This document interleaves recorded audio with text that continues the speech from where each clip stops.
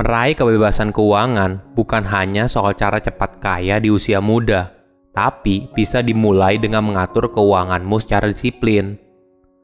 Halo semuanya, nama saya Michael. Selamat datang di channel saya, Sikutu Buku. Kali ini saya akan bahas buku Barefoot Investor karya Scott Pape.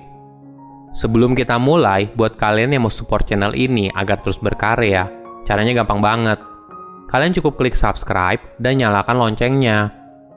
Dukungan kalian membantu banget supaya kita bisa rutin posting dan bersama-sama belajar di channel ini. Buku ini membahas soal panduan keuangan pribadi. Seperti halnya sebuah daur hidup tanaman, ditanam, tumbuh, dan kemudian dipanen. Begitu juga cara kamu mengontrol keuangan kamu. Tentu saja, kita tidak akan menanam pohon apel di hari Sabtu malam, kemudian di hari Minggu pagi, kita berharap tanamannya sudah berbuah. Kita juga tidak akan memindahkan tanaman kita tiap minggu ke area lain, cuma karena di sana terlihat lebih banyak terkena sinar matahari. Kita juga tidak akan cek Google bagaimana caranya menghasilkan 1000 apel per hari. Yang kita lakukan adalah tanam apel dan kemudian menunggu. Seiring berjalannya waktu, tanamannya tumbuh perlahan-lahan. Ada daun kecil yang muncul, buahnya belum matang. Hingga akhirnya tanaman apel kamu berbuah yang banyak dan siap dipanen. Itulah cara pandang yang harus kamu miliki soal uang dan investasi. Saya merangkumnya menjadi 3 hal menarik dari buku ini. Yang pertama, tanam uangmu. Sebelum memulai, kamu harus tahu kondisi keuangan kamu. Baru setelah itu, kamu bisa membuat strategi apa untuk mencapai target keuangan yang kamu inginkan. Scott menyarankan, kamu harus meluangkan waktu sebulan sekali untuk mereview keuangan kamu, baik sendirian ataupun bersama pasangan. Lakukan hal ini dengan senang hati. Kamu bisa pergi kencan ke restoran yang kamu suka. Dengan cara ini, diskusi soal keuangan akan jadi lebih cair. Mungkin setelah kamu tahu kondisi keuangan kamu terus bertanya-tanya, harus gimana? Kebanyakan orang hanya punya satu rekening dan rekeningnya digunakan untuk semua kebutuhan. Orang lain mungkin punya 2 rekening. Rekening pertama untuk pengeluaran rutin dan rekening kedua untuk dana darurat atau tabungan. Tentu saja ini lebih baik daripada hanya punya satu tabungan. Scott menyarankan kita untuk membagi pendapatan bulanan ke dalam 5 rekening. Tentu saja, ketika kamu melakukan ini, kamu harus pastikan rekening yang kamu pakai mayoritas adalah rekening yang bebas biaya administrasi bulanan. 5 rekening itu punya tujuan yang berbeda, dan Scott memberi nama julukan untuk masing-masing rekening. Blow, Splurge, Smiles, Fire Extinguisher, dan Mojo. Blow adalah rekening yang kamu pakai untuk kebutuhan sehari-hari. Biasanya, gaji kamu ditransfer dari rekening ini. Kemudian, kamu distribusikan ke rekening yang lain. Contoh dari penggunaan rekening ini adalah untuk biaya sewa rumah, makan, tagihan, cicilan, bahan bakar, internet bulanan, dan sebagainya. Budget maksimum dari rekening ini adalah 60% dari total pendapatan bulanan kamu. Kedua adalah splurge. Rekening ini untuk kebahagiaan jangka pendek kamu. Kamu bebas menghabiskan uang di rekening ini untuk bersenang-senang. Misalnya, untuk jalan-jalan ke mall, beli baju baru, beli tas baru. Budget untuk rekening ini adalah 10% dari total pendapatan bulanan kamu. Ketiga adalah Smile. Rekening ini untuk kebahagiaan jangka panjang yang membutuhkan waktu untuk menabung. Tujuannya agar kamu bisa menabung untuk hal yang benar-benar bikin kamu tersenyum. Misalnya, untuk pergi liburan atau kado untuk orang yang dicintai. Budget untuk rekening ini adalah 10% dari total pendapatan bulanan kamu. Keempat adalah Fire Extinguisher.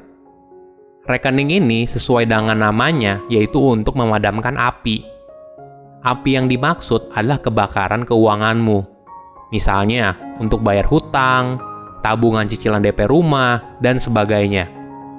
Apabila kamu bebas hutang, maka rekening ini bisa digunakan sebagai dana darurat kamu. Budget di rekening ini adalah 20% dari total pendapatan bulanan kamu. Kelima adalah Mojo. Rekening ini berisi sisa uang yang bisa kamu gunakan untuk tabungan jangka panjang atau diinvestasikan. Uang di dalam rekening ini minimal adalah 3 kali dari total kebutuhan bulanan kamu. Tujuannya adalah untuk menjaga kamu dari hal yang tidak diinginkan, misalnya mengalami PHK atau biaya berobat yang mendesak. Kedua, bebas dari hutang dan mewujudkan impianmu.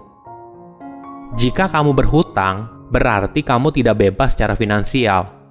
Ini adalah indikator paling sederhana. Buat kamu yang sangat sulit sekali untuk tidak berhutang menggunakan kartu kredit, Scott punya tips sederhana. Ambil gunting dan potong kartu kredit kamu. Dengan begini, kamu tidak akan menggunakan kartu kredit kamu untuk kegiatan yang impulsif. Jika kamu masih punya tagihan, tulis semua tagihan yang kamu punya dan urutkan berdasarkan nominalnya. Apabila memungkinkan, bayar semua tagihan yang kamu punya. Tapi, apabila tidak, bayar dari tagihan yang paling kecil.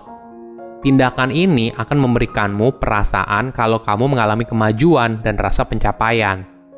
Selain itu, kamu bisa coba untuk bernegosiasi dengan bank soal tagihan kamu yang masih macet. Negosiasi di sini maksudnya adalah untuk bunga kreditnya dan tempo pembayarannya. Disinilah peran rekening fire extinguisher kamu sebesar 20% dari total pendapatan. Gunanya untuk membantu melunasi semua hutang yang kamu punya. Dalam hidup, kamu pasti punya impian. Bagi kebanyakan orang, memiliki rumah adalah sebuah impian. Di tempat ini, biasanya kamu akan menghabiskan hampir seluruh hidupmu dan mungkin juga membesarkan anak.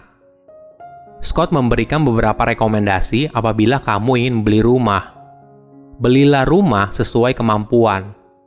Membeli rumah biasanya bukan hanya soal rasional, tapi juga perasaan. Jangan sampai setiap bulan kamu kesulitan untuk membayar cicilan rumah. Gunakan rekening fire extinguisher kamu untuk menabung cicilan DP rumah. Selain itu, pastikan rumah yang ingin kamu beli, cicilan bulanannya tidak lebih dari 30% total pendapatan bulanan kamu. Ingat, total kebutuhan bulanan kamu di rekening Blow hanya 60%. Jadi, kalau lebih dari 30%, pasti akan mengganggu kondisi keuangan kamu. Untuk bunga KPR, Scott menyarankan jangan gunakan fixed rate, tapi floating rate. Selain itu, kamu juga harus rajin melakukan riset. Bank apa yang menyediakan bunga yang paling rendah? Ketiga, biarkan uangmu tumbuh. Agar uangmu tumbuh, kamu harus segera membebaskan dirimu dari belenggu hutang. Salah satunya yaitu cicilan rumah. Namun, kamu perlu menghitung untung ruginya dulu. Ketika kamu melunasi KPR sebelum jatuh tempo, biasanya bank akan mengenakan denda pelunasan, kisarannya 1-2%. Tapi keuntungannya adalah kamu bisa segera terbebas dari hutang. Penghasilan kamu setiap tahun biasanya akan terus bertambah. Apalagi kalau misalnya kamu mendapatkan kenaikan jabatan atau punya bisnis sampingan. Kamu bisa membayar cicilan lebih banyak untuk melunasi hutang pokoknya. Tapi kamu harus pastikan dulu, apakah bank pemberi kredit kamu mengenakan denda atau tidak, jika kamu membayar lebih banyak pada periode tertentu. Poin kedua yang paling penting adalah soal dana pensiun. Untuk mengumpulkan dana pensiun, kuncinya bukan seberapa besar yang kamu sisihkan, tapi seberapa awal kamu memulai. Semakin mudah kamu memulainya, maka dana pensiun kamu akan semakin besar. Kamu bisa ikut tabungan dana pensiun yang biasanya ditawarkan oleh jasa keuangan, atau kamu juga bisa mengatur portofolio investasi kamu.